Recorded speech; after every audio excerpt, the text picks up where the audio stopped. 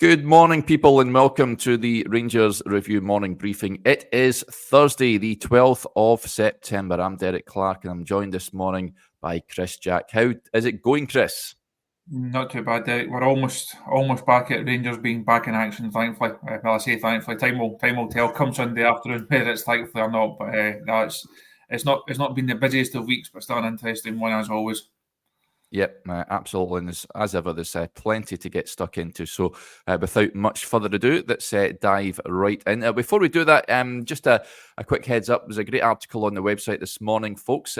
Joshua has looked into the inside story into Nadeem Bajrami's move to Rangers from Sassuolo. It's a real interesting read, why the loan became a permanent deal in the last hours of the window, and Philip Clement's number 10 plan as well. The link is in the description below this video. Do go and check it out afterwards. It is well worth a read. Some of the stories making the headlines. Well, first of all, the big topic of discussion yesterday when I was on with Stevie, Chris, was the news that Jim Gillespie is no longer the front runner for the CEO position.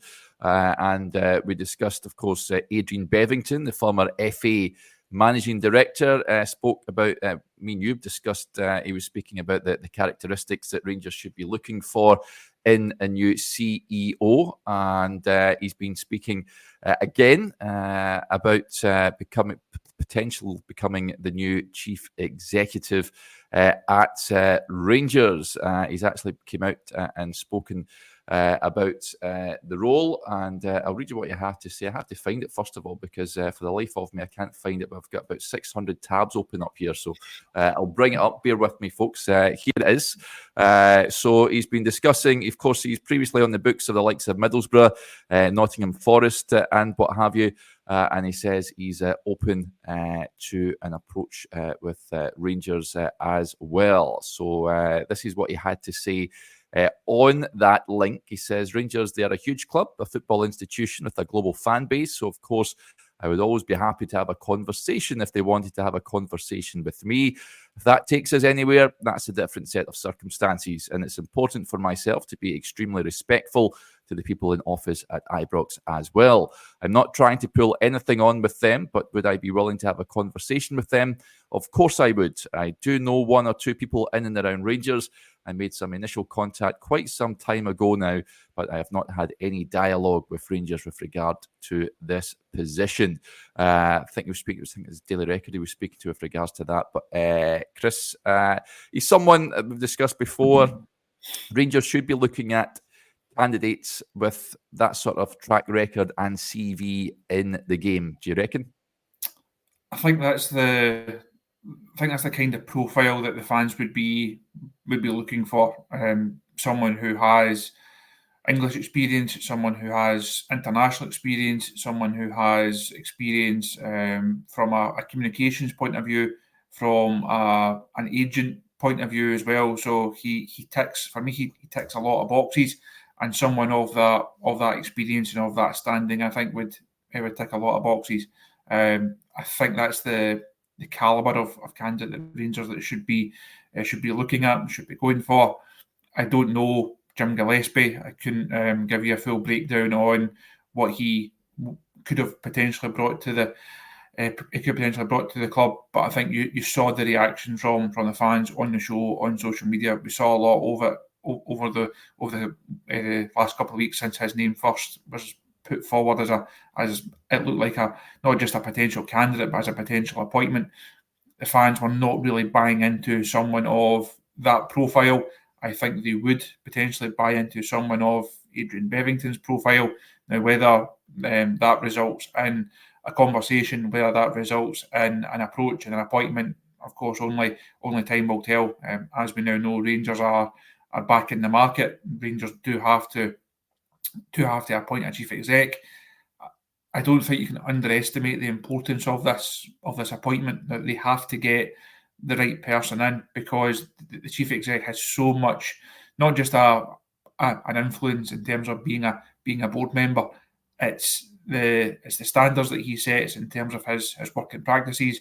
It's the vision that he can bring into the business, and to the football club. It requires the best candidate. I'm not going to go and use a John Bennettism and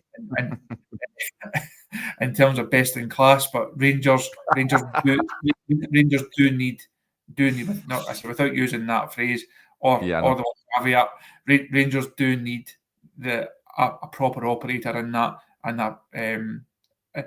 role, because it can have such a big impact on the running of the business and the running of the football club. So for me, Adrian Bevington would be a really interesting appointment. See, I think he ticks a lot of boxes. There's a lot to like about someone of his background and of his standing. But as we just have to wait and see the next couple of weeks. Time will tell whether his interest in Rangers is reciprocated. He's clearly willing to sit down with John or with other members of the board and have that conversation. Time will tell if the board want to have those conversations with him. I say, hopefully, when that does happen, that then may lead to an offer and an appointment. But I think the key thing for Rangers is making sure that they get the right person in the door. Yep, absolutely. Also, in that report, it was reported that John Bennett could opt against talks with Adrian Bevington after his role in introducing Kyle Fox to the club with a proposed investment. Of course, those negotiations fell flat with legal proceedings brought against the businesswoman. Now, Bevington did clarify that. He said, the situation you're talking about from 2 years ago, my role there was a person who was introducing one or two people. This lady in particular was looking to bring investment into the European football market, and these conversations happen with football clubs all over the world on a frequent basis. That ship has long since sailed, as far as I'm aware, and I have no direct involvement or relationship with the person concerned. So that is that. Rangers still on the lookout for a CEO after the news emerged late on Tuesday night that Jim Gillespie is no longer in the running for that position. Let's move on to on-field matters. And of course, James Tavernier has been discussed at great length in recent days and weeks about whether he will still be a Rangers player this season or not. True Rangers 1872 says, is Tav on his way out yet, or has he got his boots glued to the Ibrox floor? Well, of course, the latest murmurings earlier on this week, over the weekend, was that Besiktas were keen on reuniting Tavernier with Giovanni van Bronckhorst, who is now the coach at Besiktas. Now, that may not, I think they've been hamstrung, the Turkish clubs. A number of clubs were looking to relax the rules over there, the likes of Galatasaray, Besiktas and Trabzonspor, around foreign players. That there's a rule over there in Turkey that clubs can have 14 foreign players in their first team squad and 12 foreign players in their match day squad. Now, those big clubs, those big boys in Turkey were looking to relax those rules. However, those foreign player rule is to remain in place. Now, Besiktas currently have 14 foreign players on their books, and the likes of Galatasaray and Trabzonspor as well have squads bloated with foreign players also. So it looks, with that transfer window closing tomorrow, Chris, in Turkey, looks unlikely that Tav would move out there. I think from a Rangers point of view as well, it doesn't make a lot of sense right now. I know Tav has become almost the talking point after the Old Firm defeat a couple of weeks ago, but it's a big call to sell your captain at a time when you cannot replace your captain. Now they obviously brought in Casemiro towards the end of the transfer window. We have no idea how good he is, how reliable he is, what level he's at. Is right back his best position. There was also Josh had a piece on the site a couple of days ago, detailing how that move came about and where his best position is. He's clearly someone who is comfortable in a number of areas of the pitch. Is he a potential successor to James Tavernier? Right now, we just don't know. A more likely successor to James Tavernier is Dujon Sterling. We still don't know if he's up to the task or not, mainly because we don't know if he can play the number of games that would be required. I know Tav he's definitely out of form. he's not in a good space in terms of where he's at. He looks short of pace. He looks short of fitness. Also had those injury issues over pre-season. He doesn't look the James Tavernier that we know James Tavernier can be. He does look off it. The question of does he start on Sunday, I think is a really interesting one. For me, Rangers though can't afford to sell him right now, just in terms of a bodies thing. You would leave yourself short if he was to leave the club. I think there's two conversations. Should James Tavernier be in this team right now? I think the answer to that one is no. Should James Tavernier still be at Rangers right now? I think the answer to that is yes. Because when you get to this stage and you can't go and replace him, it becomes too big a call, becomes too big a risk. If this had materialised 6 weeks ago and there was concrete interest and there was money on the table and Tav wanted to make the move and Rangers then had the opportunity to go and replace him properly, that then I think changes the conversation again, and that potentially leads to him leaving the football club. Right now, I just don't see it being a realistic thing. As you say, the Turkish situation looks to have changed, looks to be out of his control, and with time ticking, I would be surprised if that happens now. The manager will obviously speak at his press conference tomorrow. I'm sure the TAV question will come up, and we'll also have our predicted teams on the site over the course of the weekend. Interesting to see what yourself and Josh decide to go for and who you pump for it right back. Well, I'd be dropping them. There's no two ways about it, but I don't think the manager will drop them. So there you go. I think watch him banging a free kick or what have you at the weekend. I'll hope he does. But he's not on form. He hasn't been all season. He's not really kicked a ball yet for me. And Rangers need someone else in there, whether it's Sterling or Cashin Virgil, like you say. I think Rangers do have options in that area. Cashin Virgil's turned up. He'll be expecting to play somewhere, I would imagine, having left Feyenoord. It will be intriguing to see what that team selection is. We'll find out. It's a 12 o'clock kickoff, isn't it? We'll find out about 11 a.m. on Sunday what the manager is going to go with. But there's a couple of clubs, of course, in the Middle East that were also reportedly interested in Tavernier, but as time ticks on, it looks like he will still be a Rangers player for this season until January at least. Jeeb with the point, he says Tav's not kicked the ball since March. Fair comment, you could say. Yep, he's been off the boil. There's no two ways about it. Right, let's move on. Other news you may have seen yesterday, and I'm a big fan of this, Chris. Willie Collum, of course, has been appointed as the head of referees, taking over from Crawford Allen, and they have the governing body, the Scottish FA, have released a VAR audio from some recent controversial incidents where the technology was used. The big one, of course, was Cyril Desser's goal in the League Cup win against St Johnstone at Hampden. They have released the communication from that, which I thought was pretty refreshing, to say the least, to see how the officials managed to reach the decision to give the goal, much to Craig Levine's frustration, I would imagine. But there was other notable incidents involving Rangers that they have cleared up.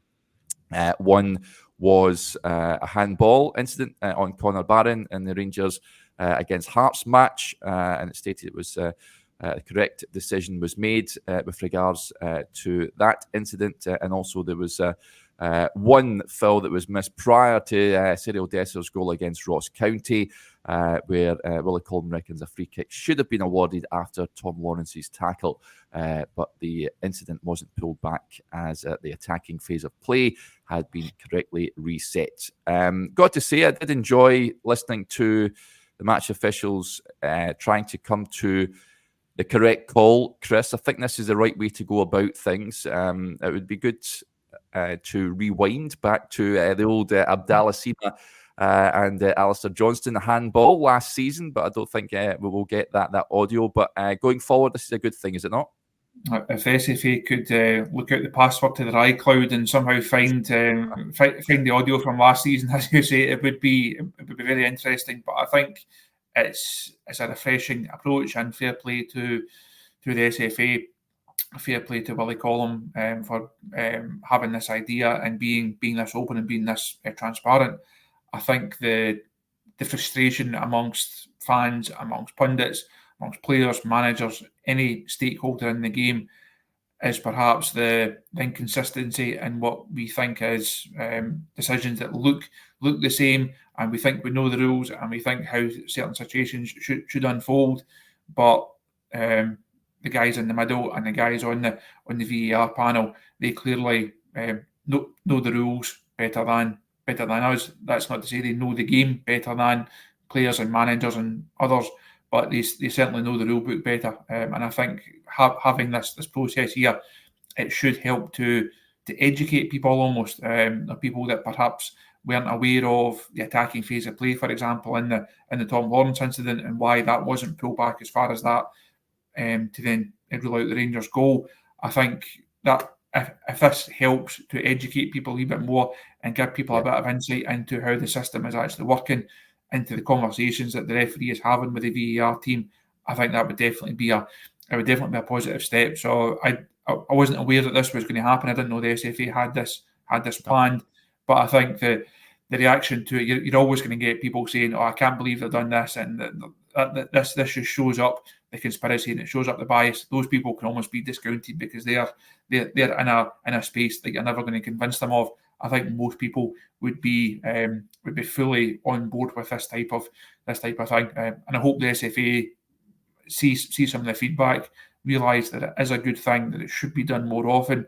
I don't think they would do it every week, for example, but I think every couple of weeks, no more than every month. It's a really good way of giving people a bit of insight into the decisions and how certain aspects of the game have unfolded. Now, of course, it's not going to change results. It's not going to go back. I know there was a handball in the Dundee derby that came up as a big talking point at the time. There's also been other ones that Willie went through yesterday. You're not going to go back in time. You're not going to suddenly award teams goals or points because the SFA then admit that mistakes have been made. But I think overall, if it helps to enlighten and educate and provide a bit of clarity on different situations, it's definitely a good thing. So it's not very often that we give referees and we give the SFA a bit of praise. So mark it down in your calendars that this morning we are fully on board with this, and fair play to them. Yep, credits where it's due. Interesting point coming in here from Gaz. I cannot see this happening in any way, shape, or form, but he's getting a bit of support for this comment. He says, "Play the discussion between the ref and the VAR room over the PA system. Let the fans hear what's being said." I can't see that happening any time soon, Chris. It's not something that I'd imagine we will hear. Now I know.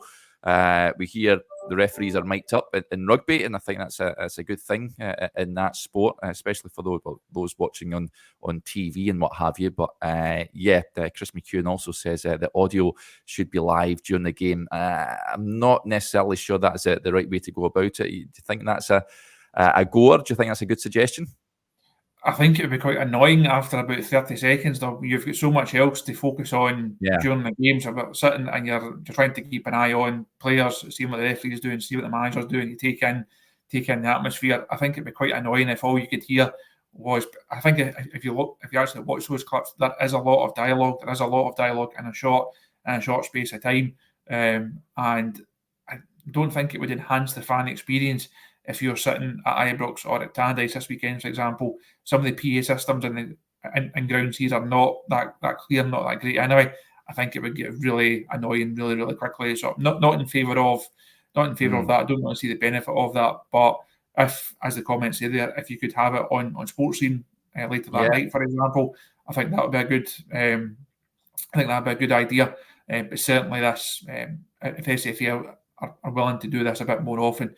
So I think that would certainly be a good thing, because managers and players are accountable for their mistakes, and they are there to be questioned and to be criticised for it. I think it's only fair that referees, as a major influence on the game, are as well. I don't see them ever coming in for post-match pressers and for going up in terms of interview, but I think this is definitely a good step. Yep, Gaz says it works in the NFL. Well, I'll take your word for it, buddy. I'm not an NFL viewer, but yep, he's saying it works in that sport. And Kenneth's had enough of his praising the SFA. He says, "Stop praising them; it's pathetic." So yeah, we'll move on, Kenneth. We don't want you being angry watching the show this morning. I wanted to touch on this. I never brought it up yesterday, but it was certainly raised a few eyebrows with regards to what goes on behind the scenes with regards to transfers. I know you know what's coming, Chris. Blue Nose John raises the point. What do you make of the Jamie Murphy comments on his transfer to Rangers? He was on open goal and he was discussing his move from Brighton to Rangers. This is what he had to say, folks, if you have missed it. He says, "There was a bit of a fiasco with the transfer. I don't think I've ever spoken about it. I flew up on the Thursday. I had the first part of the medical on Thursday night. The second part was booked for the Friday. So I do the medical Friday morning. Then I had to go to Murray Park just because they were flying out to Florida. It was all about trying to get it done so I could go out to Florida with them. It was a transfer. There was no loan, a transfer. It gets to 2 o'clock and they just need to do some stuff with Brighton, but they're not responding. It gets to 7 o'clock. The players have all met and they're like, we can't get hold of Brighton. My agent gets a hold of them and he's told the deal is off. I was in Murray Park and I had done the medical when Brighton phoned and said it's off. Somebody, let's just say another SPL team, phoned them and told them Rangers couldn't afford it. They had no money. I was sitting in Murray Park thinking, what is going on here? So he then explained, Mark Allen said, leave it with us, we'll sort it. It gets to 11 o'clock at night. And he says they've said it's off. So I phoned Paul Barber, who was the chief executive of Brighton, and told him I'm not coming back down. There is no chance on this earth I am coming back. I have moved my wife, my kids. They are already in our house. We are seeing our house down. We're selling our house down south. Everything is sorted. There is no chance I'm coming back down. He said, unfortunately, Jamie, sometimes stuff like this happens. I just hung up. And he added, Brighton have said it can be a loan and they have to pay this money by a certain date, and Rangers have agreed it. So that was after a bit of toing and froing. Rangers managed to get the deal over the line in the end. But yeah, Jamie Murphy saying that another SPFL club phoning Brighton, saying that Rangers have no money. What on earth is going on? What is this all about, Chris? I do remember something about this at the time. I can't remember if we actually wrote the story or how it got played out, but there was it was spoken about back at the time when this transfer was going on. Because I can't remember how it actually unfolded, but when I saw the clip of Jamie talking about it, somewhere in the depths of my mind, it did ring a bell, and kind of came not quite flooding back, but more trickling back. I do remember something about it at the time, about why it was set to be this permanent transfer, and then it turned out to be a loan. One of the most stranger episodes, and the Rangers are no use or are no stranger, to bizarre goings on, and that's definitely one of the more bizarre ones. But thankfully they managed to get it sorted in the end, because as Jamie said, he'd already committed everything, family and football wise, and a chance to go up and play for Rangers was obviously a dream for him. So thankfully it didn't fall through. But I think we'll call it mischief making on behalf of that as yet named SPFL team. Yeah, a bit of skullduggery going on by the club in question. But yeah, just an unfortunate time for Jamie Murphy at Rangers. Remember when he done his, was it his cruciate at Kilmarnock at Rugby Park on that artificial surface, and that was him pretty much done, which is a real crying shame. I was a big fan of Jamie Murphy. He was a great player, and yeah, watched him a wee bit when he was at Brighton as well. So just unfortunately hampered by injury at Ibrox, but yeah, he produced some flashes of his class during his time at Ibrox. Let's move on then. There was a question that came in. Well, first of all, I'll address this just about an admin question from Scott Soul. He says, why is the content not on Facebook anymore? The powers that be, I've decided just to be on one channel, buddy, so we're just on YouTube now as opposed to the likes of Facebook. We were on Instagram live as well, and also on Twitter, but we're now just only on YouTube. So apologies for loads of you out there that love to tune in to Facebook on a morning, but yeah, only on Facebook. I'm only on YouTube right now. Just looking ahead to Sunday, then, Chris, we'll dive into the game in more detail tomorrow, of course, and what the starting lineup is likely to be. Do you expect many changes from the trip to Parkhead? Does Rami start? Does Caston Virgil start? How do you think Clement will go about things? if you're picking a team on form, it becomes very difficult to put 11 players on the pitch, doesn't it? It's not been a great start to the season for many of these Rangers players. I think, like you mentioned earlier on, I don't think Tavernier deserves to start on form, but I think he will start. I would be surprised if the manager decides to drop him. So you're then Butland, Tav. Again, there's a case to be made for if a Cassius coming in at centre half. Again, I'd be surprised. So I think we'll see Proper and Suter. Left back is an interesting one. Also, Rabbi Matondo, as we reported last week, if Matondo being absent for the next 6, 7, 8 weeks or so, how do you manage that left-hand side? Does Jefte start at left back and you potentially play Bajrami wide on the left? Now, he played there for Albania over the international break. Is Cortés available to come in and play on that left-hand side? Do you go with someone who you know exactly what they can do there, and you play Ross McCausland there? You could move Jefte up a line, and that then allows Robbie Fraser to come in and potentially get a run in his favourite position at left back. So I think that left side is really interesting for Rangers. There's the good thing, I dare say, even though there's players out, the good thing is that the manager does have options there. It's not a case of, well, we'll just go and stick to John Sterling right left, because that's the only thing that we can do. There are options. There are ways that you can move that left side about. And while it's disappointing to lose Matondo for a period, it has come at a time with Cortés coming back. I know he was back in training before the international break.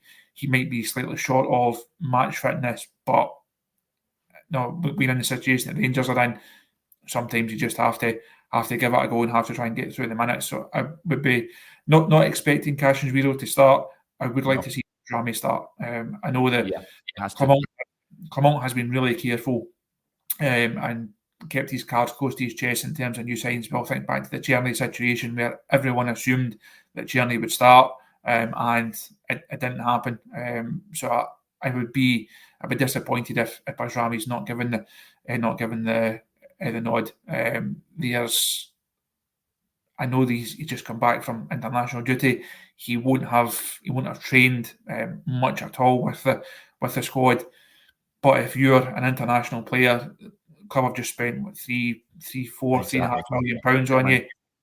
You should be able to come in and give the team at least an hour against Dundee United. Surely it shouldn't really be too much to ask. So I think he has to start. We need to see what he can bring. We spoke a lot about that number 10 position over the course of the window, about why Rangers needed an upgrade. They needed someone to come in and make that position their own. Tom Lawrence is not going to be the answer week to week. Bajrami hopefully is going to be the answer to that problem week to week. As you mentioned earlier on, Josh has got that piece on the site this morning, giving people a bit of insight into how that deal unfolded, why it looked like being a loan, but then turned into a permanent deal, and what Bajrami can bring to this team. So I would like to see him start. I think he has to start. The rest of it, Barron starts, obviously. Diomande or Sterling, depending how you want to shape up the midfield. Dessers plays through the middle, obviously. The most important thing, no matter what team is selected on Sunday, Rangers just need to win the game. There is zero margin for error now. They put themselves in a really difficult position. Fans are rightly unhappy about how the start of the season has unfolded. A performance would be beneficial. Performance would be nice. I think at some point we need to see a more consistent, higher level of performance from this side. Ultimately, though, if Rangers win 1-0 and it comes off somebody's backside and goes in, they just have to take it. They have to win the game. Have to start building a bit of momentum again. The manager's spoken about Rangers will be better in October, November. They have to get through September first, and that also starts with this one, then building into a couple of European games, the Cup game, Hibs at Ibrox. There's a lot to play for. A lot can go right in this month. A lot can go wrong as well, and Rangers can ill afford anything else to go wrong. Yep. Some big calls for the manager to make over the weekend. Matthew Ross with the point says Igman should start. I don't think he will start, buddy, but I do think he will come on at some point. I'm excited about seeing more of this lad in action. I think he's going to be a good player for Rangers. And but I think it will be Dessers up top. On the left, interestingly, came on Igman. He sort of was playing over on the left against Celtic in that brief cameo that he did have. But with Matondo out, like you said, Chris, manager does have options. Jefte can play left wing. He has done so before with his club over in Cyprus. We'd like to see Robbie Fraser given an opportunity, but he could also play, like you say, Cortez. We don't know how fit he is, whether he can feature in the matchday squad at the weekend, whether he's fit enough to start. Who knows? We'll get a clearer picture when we speak to the manager tomorrow afternoon when he does his press conference. Right, that'll do us there, folks. Just a heads up what is to come. Those of you that are Rangers Review Extra members, of course, we will have the press conference reaction tomorrow. Around about 6 o'clock tonight, I'll be live with Jeff Holmes, the author, to discuss his recently released book on Alfie Conn. It's well worth a read, incidentally, as well. Very interesting book, controversial character, to say the least. But Jeff has hit it out the park again. Another wonderful book, and we'll discuss that in detail around about 6 tonight. So hopefully you can join us for that. Big thanks to Chris and to you all, and we'll speak to you again a little later on. Bye for now.